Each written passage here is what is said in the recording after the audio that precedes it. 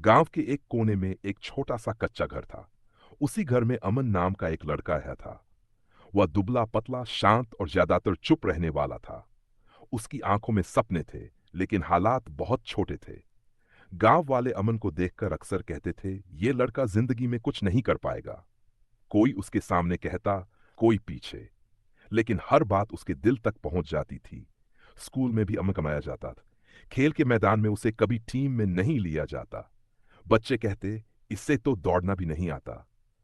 अमन सब सुनता था, मगर कभी जवाब नहीं देता था। अमन के पिता एक साधारण मजदूर थे। दिन भर मेहनत करते, फिर भी घर की हालत नहीं बदलती। मां घर संभालती थी और बेटे को हमेशा हिम्मत देती थी। एक रात अमन ने अपने पिता को चुपचाप बैठे देखा। चेहरे पर थकान और आंखों में चिंता थी। उसी रात अमन ने अपने दिल में ठान लिया, एक दिन मैं अपने माँ बाप की ये चुप्पी खत्म करूंगा। पढ़ाई में भी अमन बहुत तेज नहीं था। एक बार वह परीक्षा में फेल हो गया। टीचर ने सबके सामने कहा, अमन, तुमसे ज्यादा उम्मीद नहीं है। ये शब्द अमन के दिल में गहरे उतर गए। घर आकर वह पहली बार रोया। मां ने उसे सीने से लगाया और कहा, बेटा, कमजोर वो नहीं होता जो गिर जाए, कमजोर वो होता है जो उठना छोड़ दे। उस दिन अमन ने खुद को बदलने का फैसला किया। अगले दिन से अमन की जिंदगी का रूटीन बदल गया।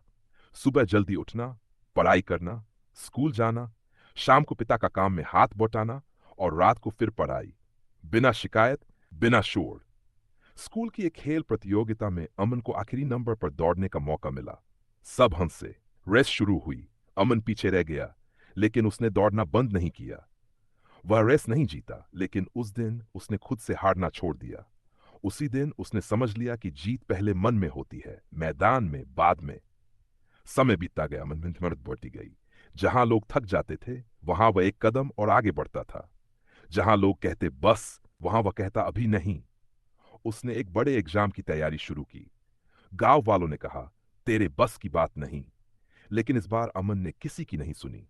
एग्जाम से एक रात पहले बिजली चली गई। अंधेरे में बैठा अमन अपने बीते हुए दिनों को याद करने लगा। ताने, मजाक, माँ बाप का संघर्ष। उस रात अमन ने खुद से कहा, अगर आज हार गया तो सारी जिंदगी पछताऊंगा। और उसी पल उसने हार मानने से इनकार कर दिया। परिणाम का दिन आया। अचानक खबर फैली, अमन का सिलेक्शन हो गया। जिस पर कभी हंसा गया था, वही आज मिसाल बन गया। मां की आंखों में आंसू थे, पिता के चेहरे पर गर्व था। गांव वाले जो कभी उसे कमजोर कहते थे, आज उसी का नाम इज्जत से ले रहे थे। कुछ साल बाद अमन उसी गांव में सम्मान समारोह में खड़ा था। उसने कहा, मैं कमजोर नहीं था, बस खुद पर भरोसा करना सीख रहा था। यह कहानी सिर्फ अमन की नहीं है, यह हर उस इंसान की है जिसे कभी कमजोर कहा गया। याद रखिए, कमजोरी शरीर में नहीं,